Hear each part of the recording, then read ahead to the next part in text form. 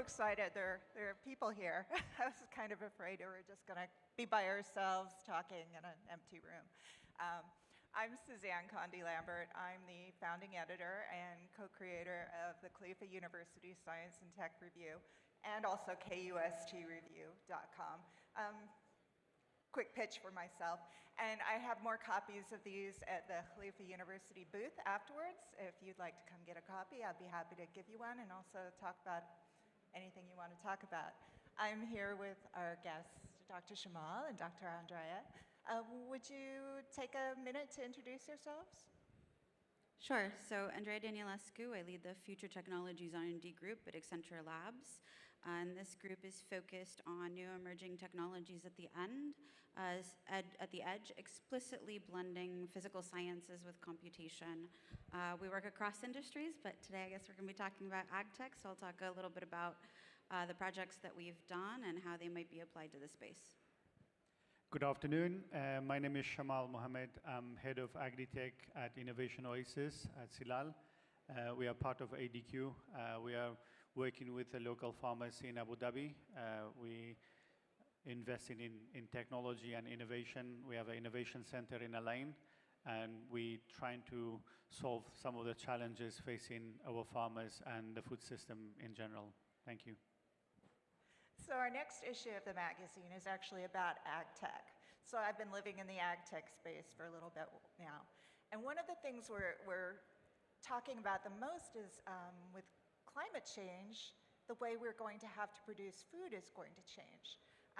Can you talk a little bit about how your work is influenced by that or impacted by that?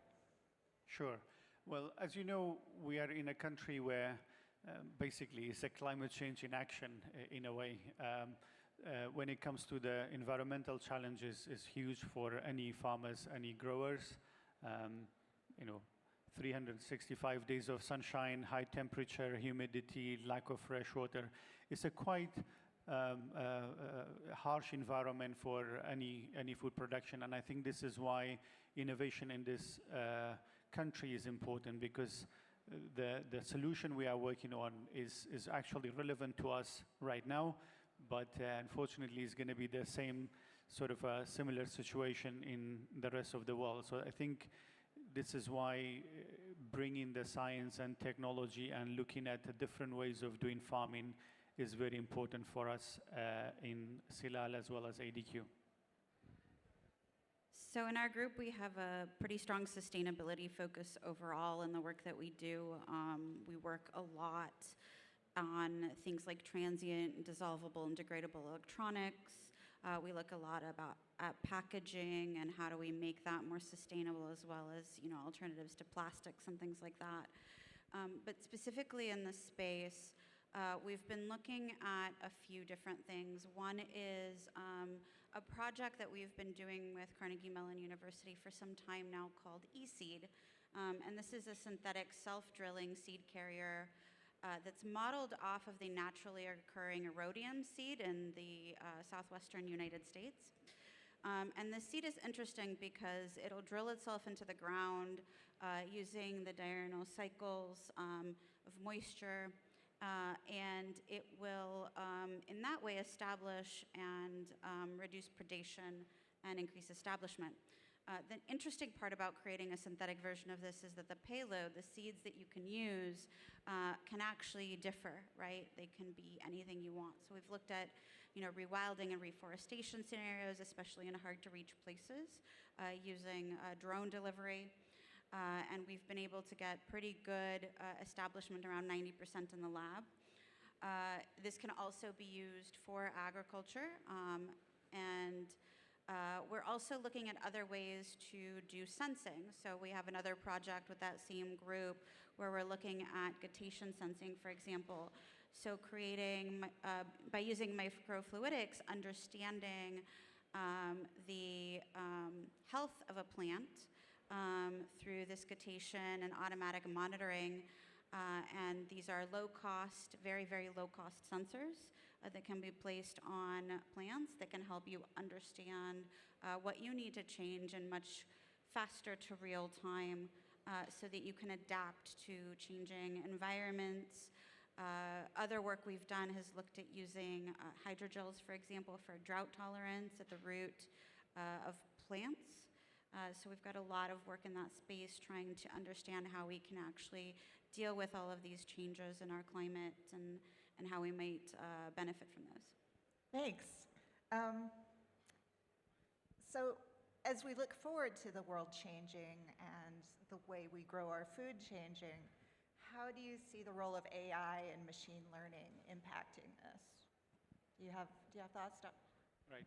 Well, I mean, we've been looking at the potential of these advanced technologies. We very recently launched a project with Mohammed bin Zayed University for AI here in Abu Dhabi, looking at some of the IoT sensors we've been deploying into around 100 local farms in order to create sort of a ChatGPT more specific for the crop management and yield forecasting as well, and advising farmers on making right decision. In my view, the AI and all this sort of advancement in data analytics will help farmers to be more efficient, especially when it comes to the decision making. The predictive model is going to be very relevant to many farmers when it comes to disease, for example. Predicting some of the issues around heat stress and adjusting your operation accordingly is going to be really important. So we started the journey with the yield forecasting and decision support system. However, moving forward, there are many areas where we can look at it. For example, for us as a commercial company supplying all this fresh, demand forecasting is going to be really relevant to us as well.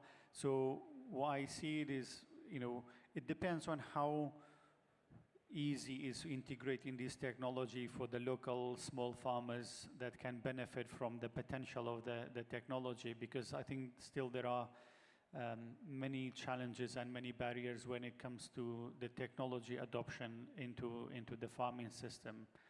Cost might be one of them, but also the readiness of farmers, understanding the value added into the business is going to be quite crucial. And this is where the new development in Agritech sectors and for the startups to think about not only sort of providing a right technology, you need to have a right business model when it comes to the integration into the existing operation. However, there is another aspect which is more around education, training, supporting farmers to integrate this advancement into their existing operation without any disruption. You need to have a very farmer-friendly interfaces, easy to use, affordable. So these are all really potential for the technology, but in the same time, there are challenges which we are working on some of this at the moment. Fantastic. Did you have? Sure, yeah, to amplify that a little bit, I think there is a huge opportunity for low-cost sensing, especially if you can get a number of low-cost sensors out there, and if they're not impacting the environment, right? So that's where I think dissolvable, degradable electronics become extremely important. You don't want these things to end up in watersheds or in other spaces or to poison the soil. Obviously, that's counterproductive. And I think that the more sensing that you can get out there, obviously, the more data you have for AI systems to actually be able to build on top of. I echo the challenges, right, in that it is quite difficult to integrate these into existing practices and to show that adoption of these technologies will actually result in increased revenue or reduced costs. Andreea, this is primarily for you. I know some of the projects you're working on are more for urban agricultural projects. Can you talk about those? Sure. So we're looking at a couple of different spaces there. We've been working with community gardens a lot. So as we're looking at especially communities that are in food deserts or that have community gardens somewhat accessible to them, we've been trying to figure out how we can integrate technology to help people better understand how how to grow plants for themselves and for their communities, how to support each other in that. And so we've looked at a lot of, again, small, low-cost sensing at the edge for these communities, augmented with mobile applications and educational components to help these communities thrive. In a lot of these spaces, people actually find it, even if they participate in a community garden, they might be in a low-income household, and so transit to and from the community garden might be a difficult thing. So we're also looking at remote access opportunities. So how do you manage these community gardens when you can't get to them, right? Plants need constant care, and if you can't get there to water them, how do you get information from the sensors and then are able to actually integrate the watering and the other aspects that the plant might need, shelter, et cetera, in harsh environments automatically, right, and controlled remotely. The other thing that we're looking at in urban environments is, can we use planters and so on to actually do additional carbon sequestration. And this is a project with our collaborators at MIT. Basically, can we do carbon sequestration in addition to all of the work that the plants already do for us to maintain our air and our ecosystems? Thank you. And you've both talked a little bit about income inequality and farming.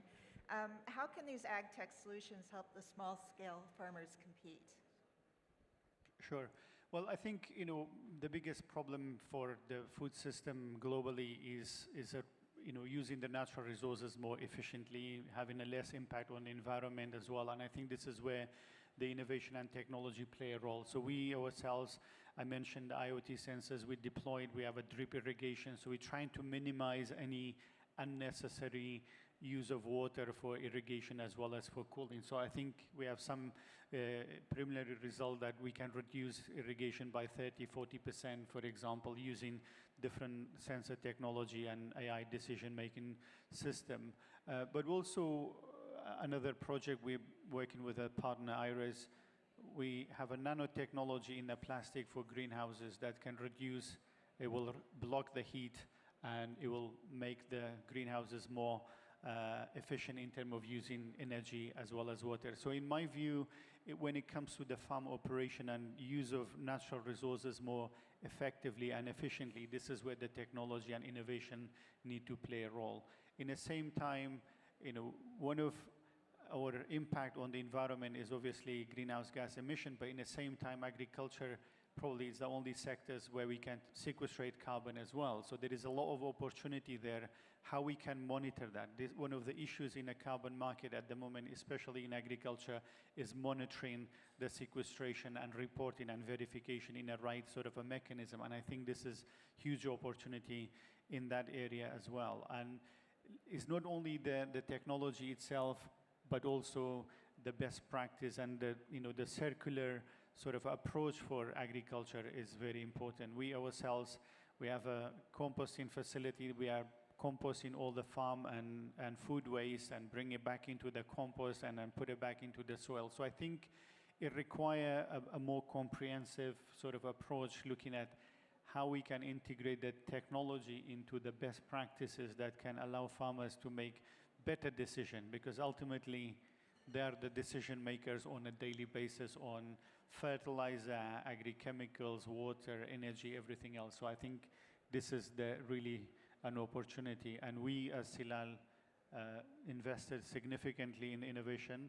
We have a largest innovation center, and we are really welcoming anyone with solution that can be applied and help us to develop a sustainable solution for agriculture. Just to add a little bit to that, I think it can also help with resiliency, right? So not just using the resources that you have efficiently, but also ensuring that your crop has better drought tolerance, has better tolerance to the cold, using smart materials automatically to help detect environmental changes and actually take action when needed, so that it's not so dependent upon the farmer having to stay on top of all of the changes that are happening in real time. Fantastic. Thank you both so much for coming today. Thank you all for coming today. And again, meet me at the Khalifa University booth after, and we can talk. Thanks.